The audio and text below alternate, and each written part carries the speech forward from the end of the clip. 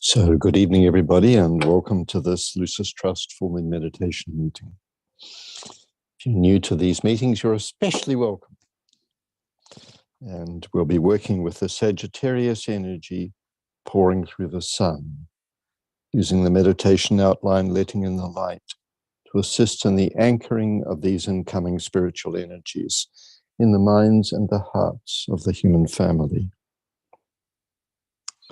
Now, this is a full moon meditation, so you might well wonder why on earth our alignment is with the energies flowing through the sun sign Sagittarius rather than energies flowing through the moon. Why could this be?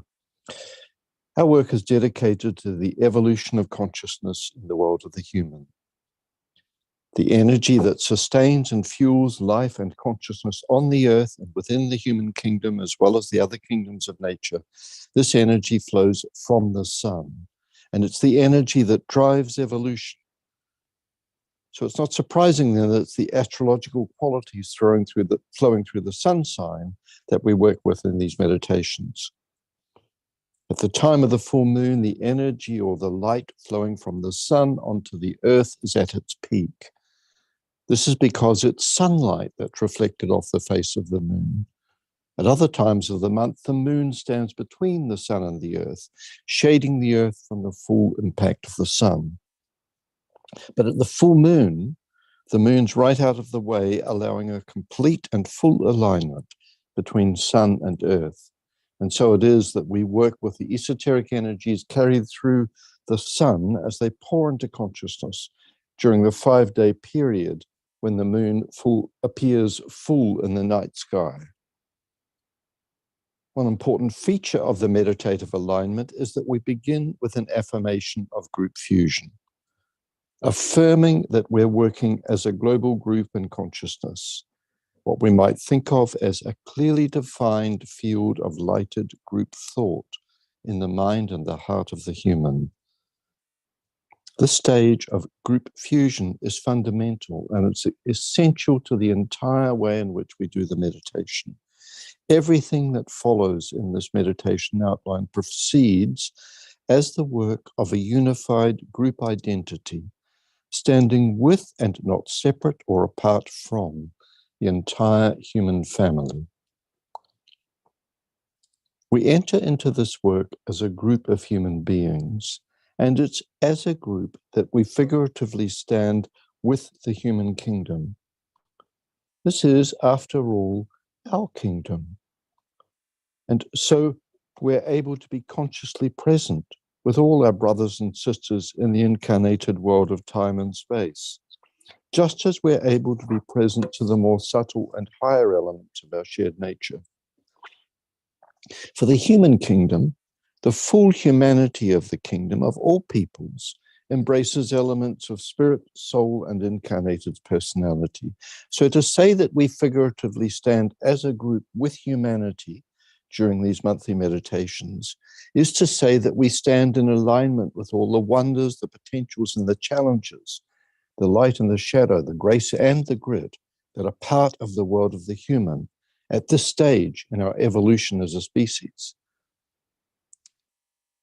We stand as fully incarnated human beings, present to the forces of divinity within us that are driving the evolution of consciousness and pushing us toward an initiation for the human kingdom as a whole, and present at the same time in the world of time and space, with our feet on the earth, rooted in the communities, cities, and nations where we live and work and serve.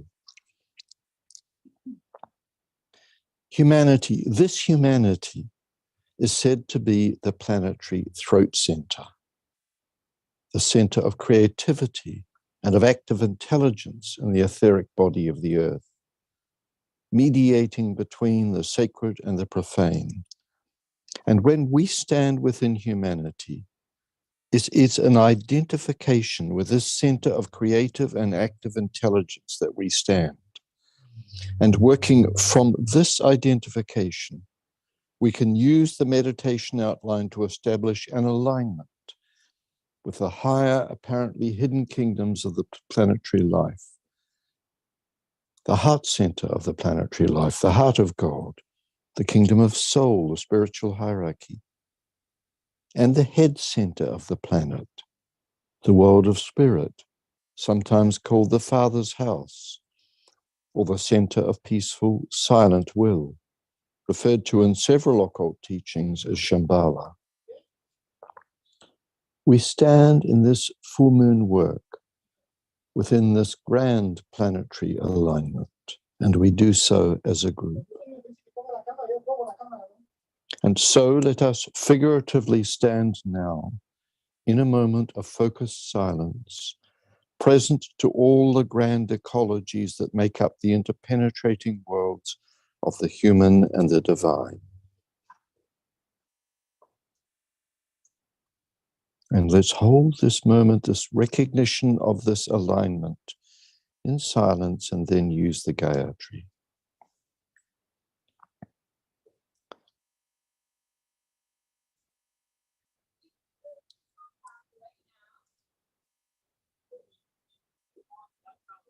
O Thou, who givest sustenance to the universe, from whom all things proceed, to whom all things return.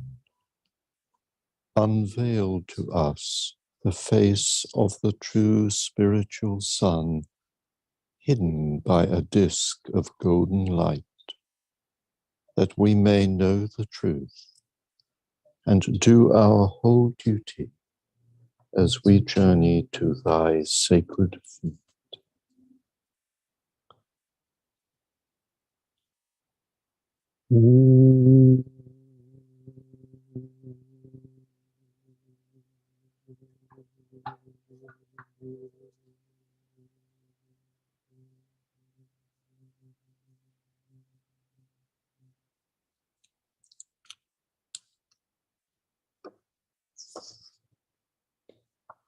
These interpenetrating ecologies, humanity, the spiritual hierarchy, and Shambhala, are right now and for the next 2 days unusually stimulated by incoming extraplanetary energies qualified by the energies of Sagittarius.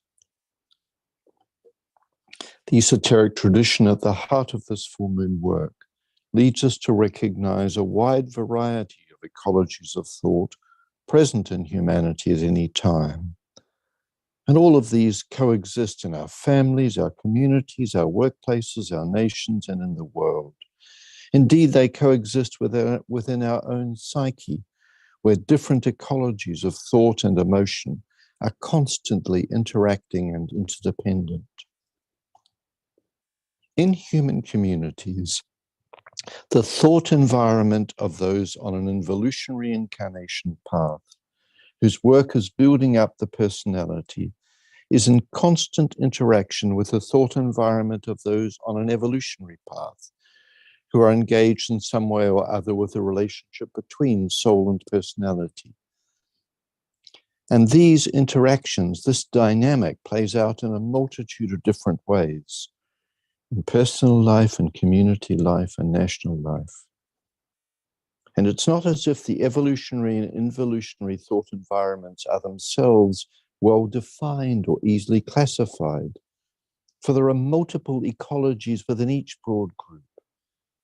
Think, for example, of the sub-ecologies formed by different dominant ray energies, astrological sun signs and rising signs. Think of the role that different cultures and national environments play. These different thought ecologies and sub-ecologies are constantly rubbing up against each other, constantly creating indistinct and moving boundaries.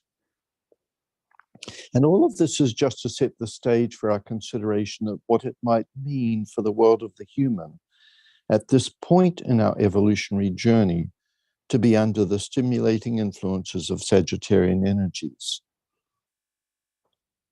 For in a living system of interdependencies, This stimulation brings with it a whole range of opportunities, but also challenges and difficulties for all of us, for individuals, groups, nations, and the human kingdom as a whole.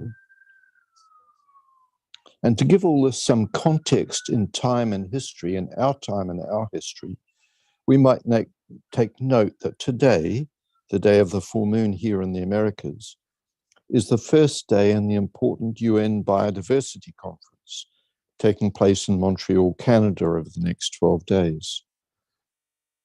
Conferences like this are part of what can be thought of as a great global meditation.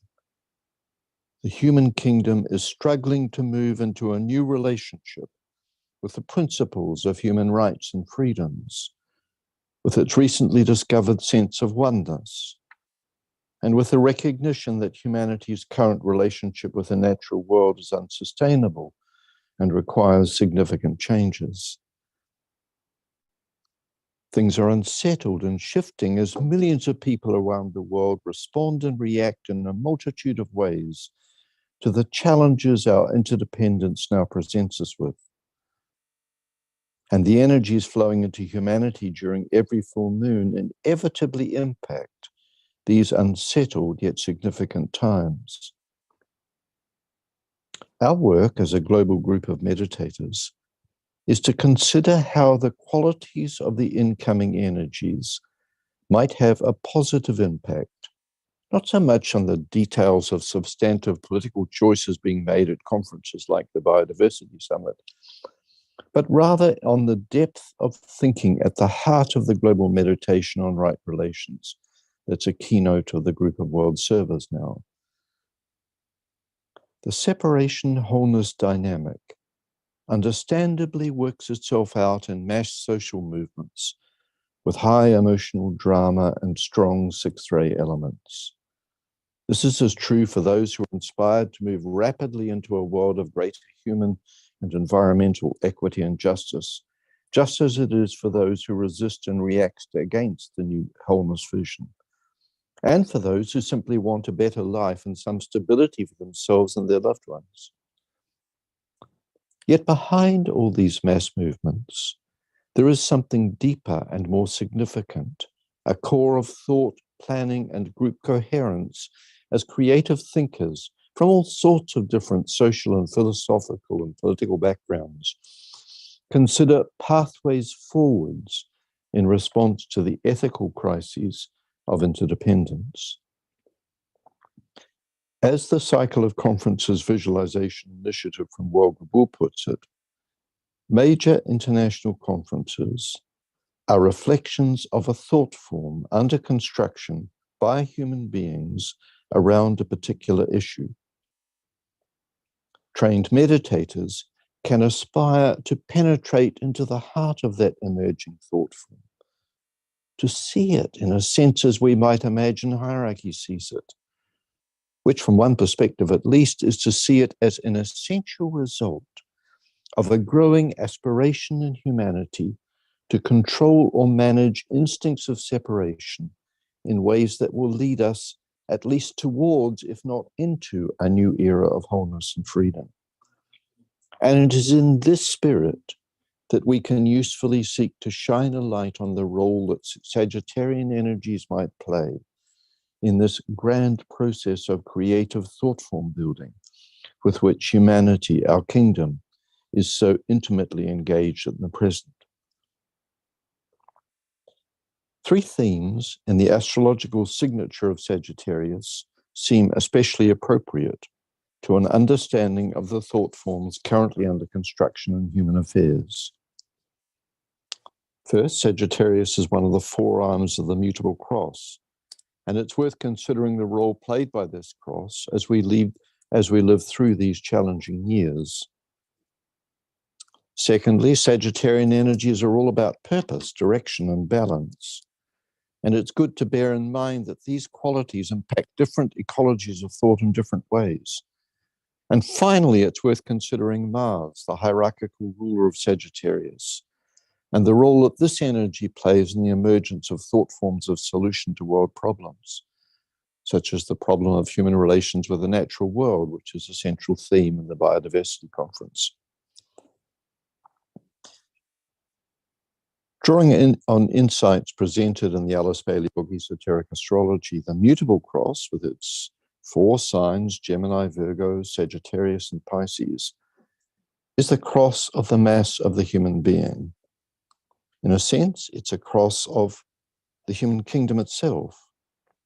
These 4 energies are responsible for a narrative of repeated incarnations, varied experiments, many experiences, all designed to build strong and integrated, individuated personality vehicles over time, and all producing that constant flux and periodic change in time and space, which will provide a field of adequate experience for the unfoldment of the Christ life and consciousness.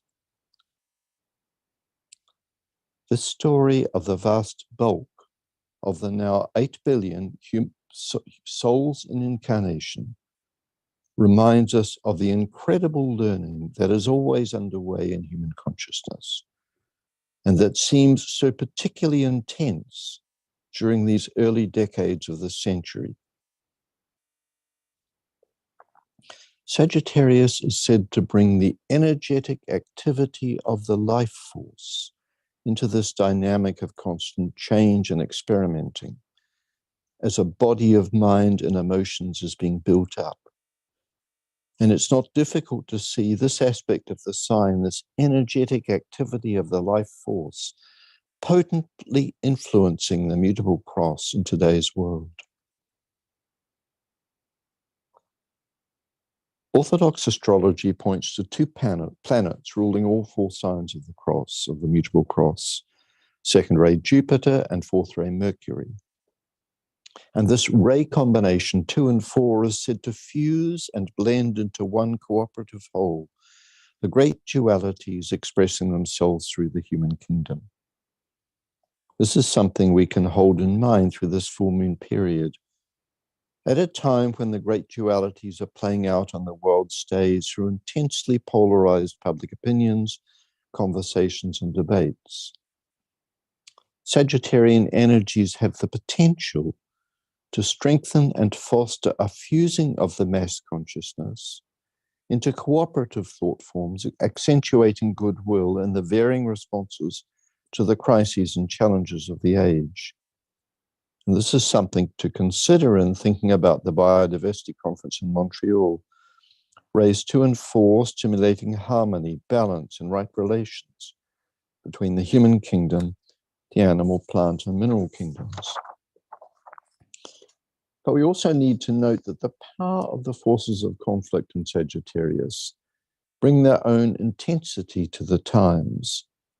Particularly true, this is true for those on the discipleship path, as the 4th ray combines with the destructive power of the 1st ray through Pluto. It's said in the book Esoteric Astrology to bring the entire human family, as well as the individual, under the law of strife, based this time on 6th ray devotion to an ideal, high or low. It's not difficult to see this picture of conflict playing out in the world right now and finding expression in fora like the Biodiversity Conference. But it can sound like such a desolate vision. That Sagittarius means that we're destined to conflict and 6th ray devotion to opposing ideals. The reality seems somehow a little different. For while the sign does stimulate native forces of conflict, it also stimulates the will to overcome that conflict and to direct the path towards a new balance and order. For conflict brings about a will to resolve conflict, even if the distaste for conflict leads some to want to turn their backs, simply wishing that everyone would come to their senses and think the same way that they do. Through the generations since the great battles of the Second World War, what is called the mechanism of awareness, responsiveness, and sensitivity to a new and higher direction has been greatly developed in the human. And this, I think, has the potential to give hope to those who despair about the intensity of the conflict we currently see in our societies. The problem of polarization is clear for all to see. But it's equally clear if we look for it to see that the capacity of mind that leads to a new direction, and above all, that leads to freely chosen control of undisciplined personal desires, has been greatly stimulated in recent decades. And while the conflict of opposites in all manner of issues dominates our social and public media, we just need to dig a little deeper to see the depth of ethical, creative thought that is rising out of this conflict, suggesting that the evolutionary work of the discipleship community is strong, perhaps even for some of us stronger than we thought. Following some of the more thoughtful conversations around a conference like the Biodiversity event in Montreal makes this, I think, very clear. Another thought is that passage through the mutable cross is necessary before the fixed cross of discipleship can take over and the selfish, ambitious personality can be freed to move on to the path of becoming the selfless disciple. It's during the phase of the mutable cross that the mind nature is developed, and it's developed as a prelude to the emergence of the wise, intuitive perception of the disciple. All of this can, I think, be seen to be happening during this apparently chaotic cycle of world affairs. Leadership of humanity's response to the impulse of the plan clearly comes through the aspirants, disciples, and the group of world servers, who are themselves in process of mastering desires, and in whom the creative, free, and independent mind is at least beginning to function. It's not that the discipleship group shares the same opinions on issues of the day, but more that the discipleship group is able to think about human development as it relates to the plan and from the perspective of the plan, or as it relates to any of the statements of planetary principles, such as the four freedoms, individual and collective, or the Universal Declaration of Human Rights. And it's here that we can hold in the light the great potency of reorientation that Sagittarius stimulates among disciples and people of goodwill. I see the goal, I reach that goal, and then I see another. As the disciple reaches the final stages of the mutable cross, energies pouring through Sagittarius bring a determination to step forward into another way of life, and without a firm to mount another cross. So we're reflecting upon the thought form under construction in humanity about right relations with the lower kingdoms. Noticing how that thought form is driving the process that has led to the Biodiversity Conference in Montreal, including those who favor different approaches than the ones that dominate negotiations at that conference. And as we do this, we can be thinking about the vital shaft of life which shines from disciples within the new group. It can be seen less in terms of policies being negotiated or debated than in terms of a clear, uncomplicated sense of direction and orientation to build new living and sustainable regenerative relationships with the earth. Extraplanetary energies are vitalizing the sense of a basic and directing sense of purpose in humanity right now.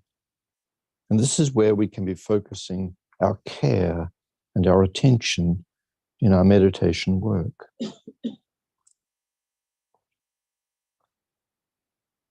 The archer descends from the horse. In the language of the labors of Hercules, to stand firmly and with solidity on the ground. Only then can the archer stand in freedom and sovereignty. Only then can the balance needed be achieved. From this position of balance, the taut bow is raised to the head. It's a gesture, a ritualistic gesture. The eyes are steady as they focus all the life energy along the shaft of the arrow, through space and time, towards a goal of light. In our meditation, we can imagine that goal, that light, is one of right relations in all its multiple dimensions. Right relations to oneness and wholeness. Right relations between the part and the whole. Right relations between those on the fixed cross and those on the mutable cross. Right relations between the human, the animal, and the mineral. Between the humanity, the spiritual hierarchy, the soul, and Shambhala.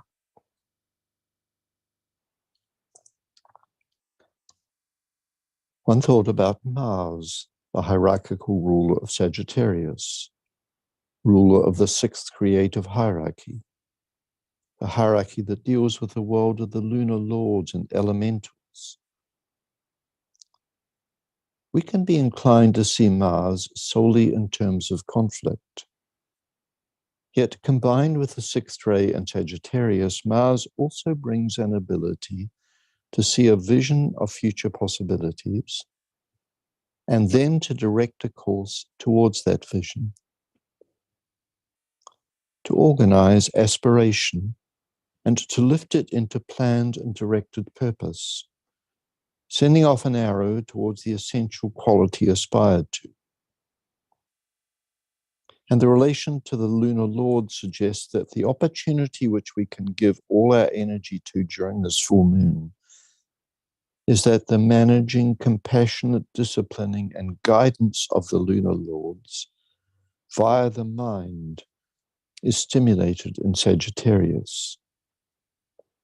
So can we imagine that humanity's ability to control its desires might be strengthened in some way as a result of the energies pouring in at this time. Little bit by little bit, every Sagittarius, this is strengthened. That's the way time works.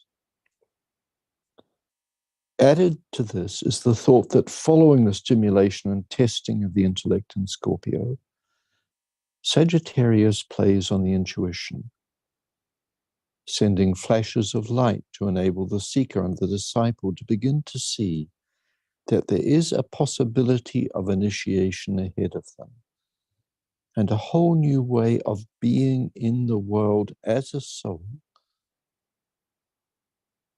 The archer who releases an arrow of aspiration and then waits patiently and expectantly begins to find a new and higher light of knowledge and understanding, shining down from within the Buddhic plane, the plane of heart and of heart within the head. What starts out as an aspiration for something new, eventually, after time and experience and much thought, and often after some pain and trauma, returns as a whole new way of seeing what lies ahead. And so may the vast number of human beings currently in process of transiting from the mutable to the fixed cross of discipleship make good use of the opportunities that Sagittarius brings. And may the collective humanity in process of becoming the world disciple, may we together make similar use of these opportunities, deepening as a whole species our reflections on the next steps to be taken in the path towards right relations with ourselves, with the higher kingdoms, and with all the kingdoms of nature.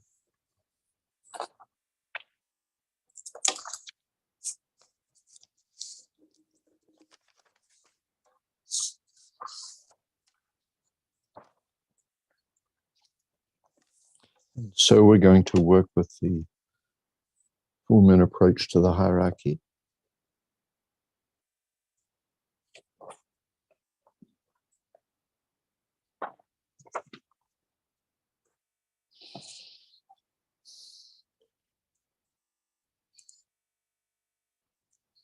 Keynote of this work has been written that he who faces the light and stands within its radiance is blinded to the issues of the world of men.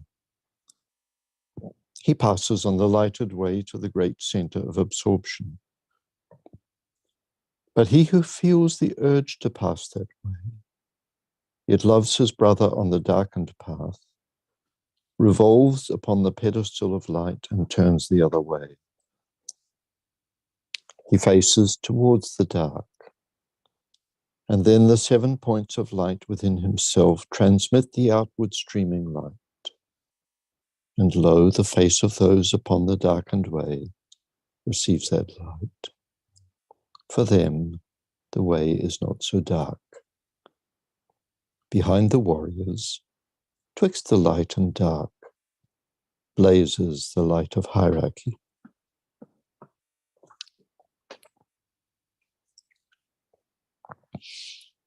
Letting in the light.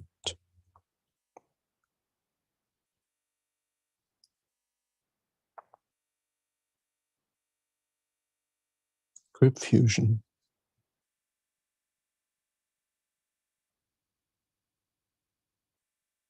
We affirm the fact of group fusion and integration within the heart center of the group of world servers, mediating between hierarchy and humanity.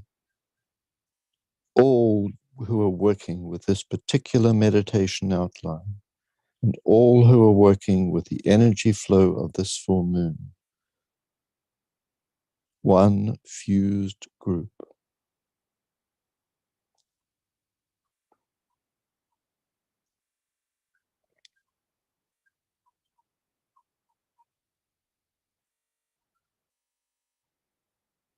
And as that group resound, I am one with my group brothers, and all that I have is theirs.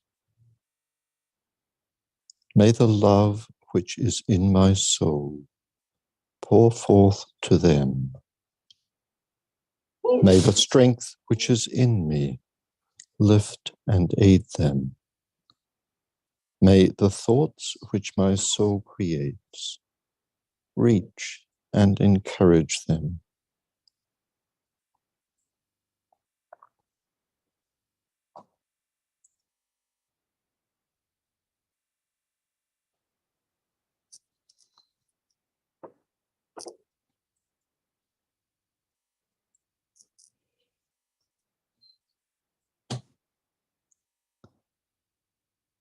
Alignment.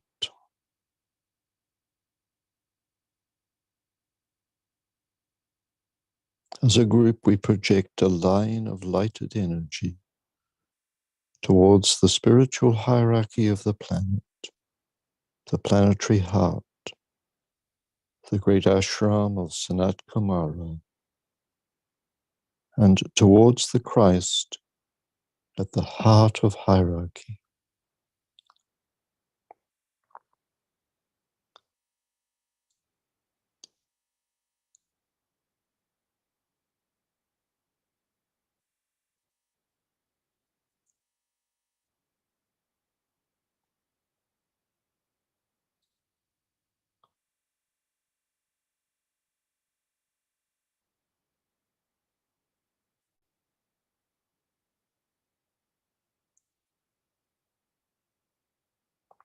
And we extend the line of light towards Shambhala, the center where the will of God is known.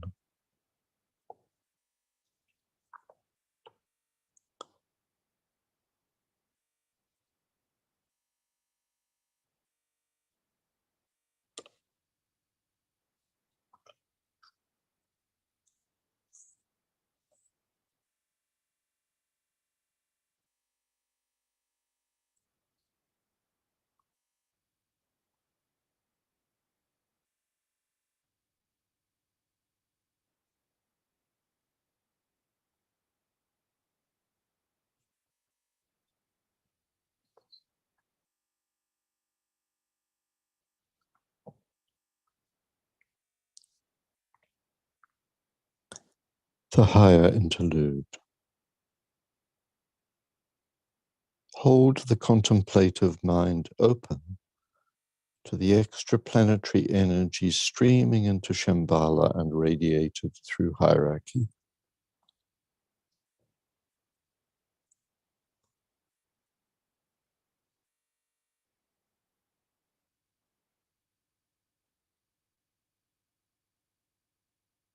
And using the creative imagination, endeavor to see the three planetary centers, Shambhala, hierarchy, humanity, slowly coming into alignment and interplay.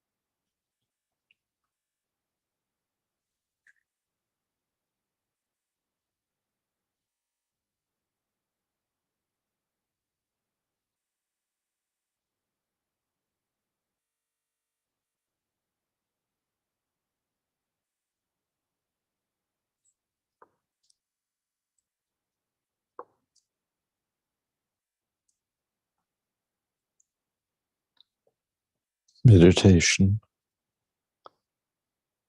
Reflect on the seed thought for Sagittarius.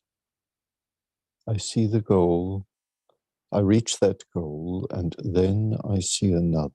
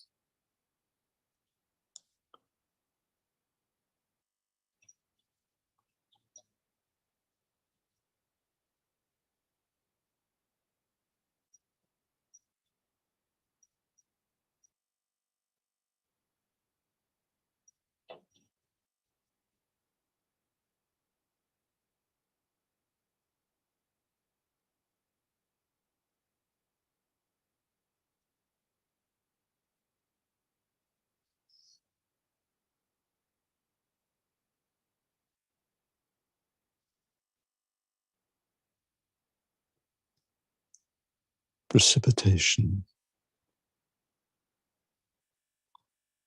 using the creative imagination. Visualize the energies of light, love, and the will to good. Imagine them pouring throughout the planet and becoming anchored on Earth in prepared physical plane centers through which the plan can manifest and through which the plan is manifesting.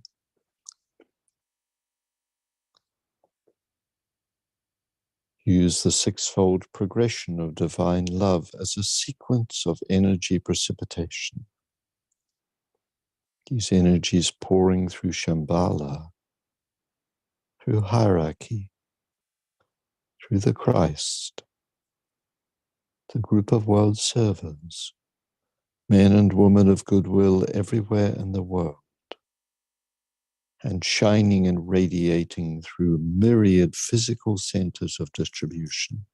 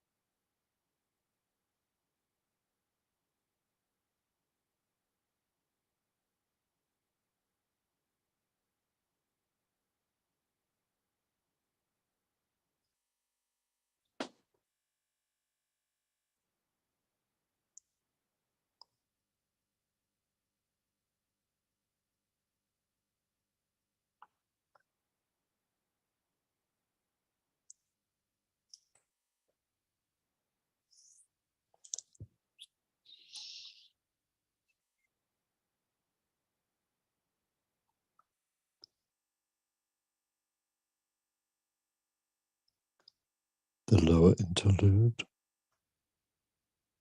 Refocus the consciousness as a group within the periphery of the great ashram.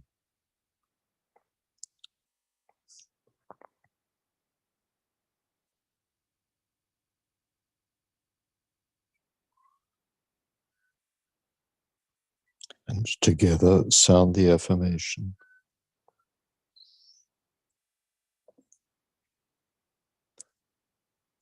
In the center of all love I stand.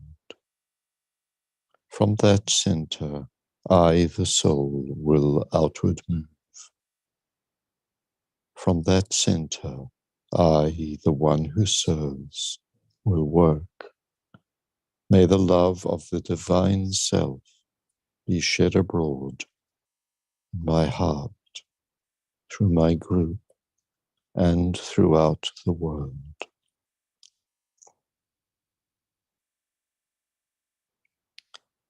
Visualize the downpouring spiritual inflow released from Shambhala through the hierarchy, streaming into humanity through the prepared channel. And consider how these inpouring energies are establishing the pathway of light for a coming world teacher, the Christ.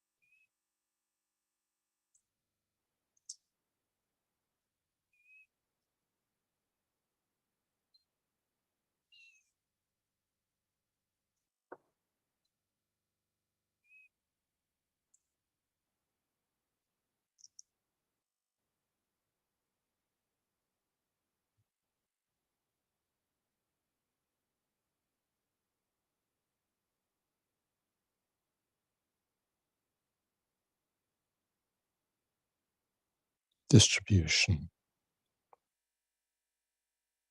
As the great invocation is sounded, visualize the outpouring of light and love and power from the spiritual hierarchy through 5 great planetary inlets: London, Darjeeling, New York, Geneva, Tokyo, irradiating the consciousness of the entire human race.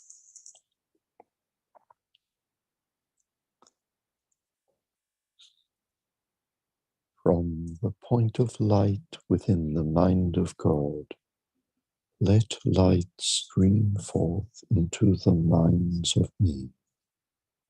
Let light descend on earth.